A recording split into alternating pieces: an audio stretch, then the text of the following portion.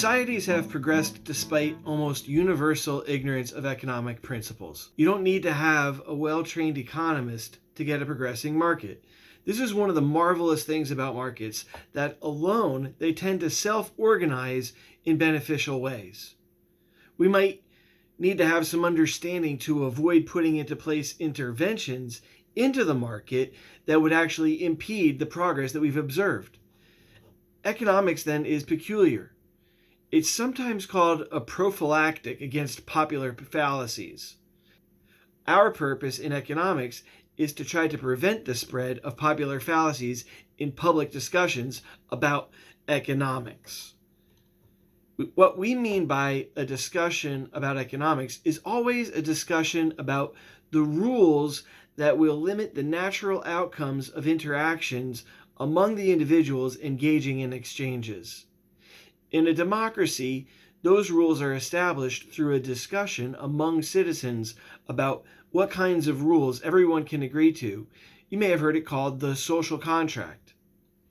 The optimal set of laws and institutions has no definition until the ends of those who choose those institutions has been identified.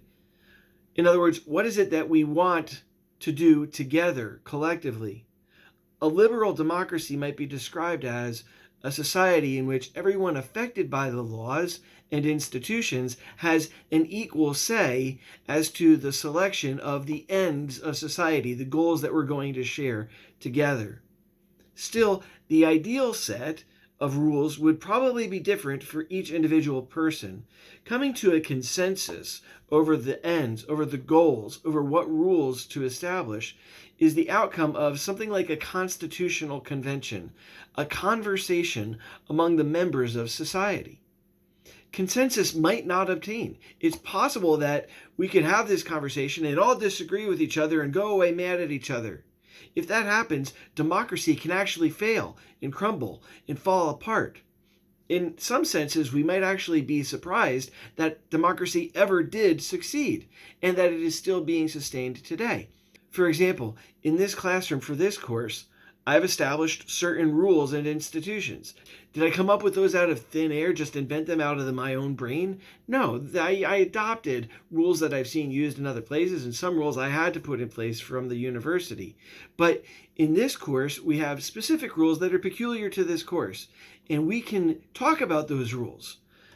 We can make some amendments. What would the opportunity cost of any change to the existing rules be? I've opened a discussion board in Canvas called Syllabus. I want you to post your either approval of the syllabus as it exists or to propose some alternative changes, some changes to the rules. If you post any changes to the rules, also take into consideration what the opportunity cost of those rule changes might be. Uncovering fallacies can be a bummer.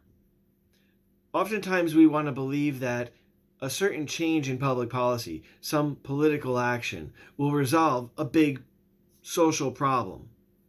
We want to believe that changing gun laws in America will reduce the number of mass shootings. We won't debate that here today or in this course at all, really. The point is that there is a sort of romance about what can be done collectively through the government. Most often, the economist is the person who ruins that party. The economist says, that probably won't work the way you intend for it to. No one wants to be told that they're being romantic about something, even romance. When you first start dating someone, there might be a lot of romance, and that's nice for a while. There's a lot of paying attention to the other person's good traits and trying to ignore that person's flaws. But eventually, the romance rubs off. You discover some things about that person that really annoy you. Some unkindness might creep into the relationship. Before making a long-term commitment, many of us will seek the counsel of some trusted third party who we hope can give us an objective perspective on that person we love. Sometimes we avoid getting an objective point of view because we don't want to ruin the romance. Economists often ruin the political romance. We say, your policy reform proposal probably won't work. Or simply, that sounds like a good idea, but how much is it going to cost? And we try to show people what they have to give up, what the opportunity cost is in order to adopt a particular policy.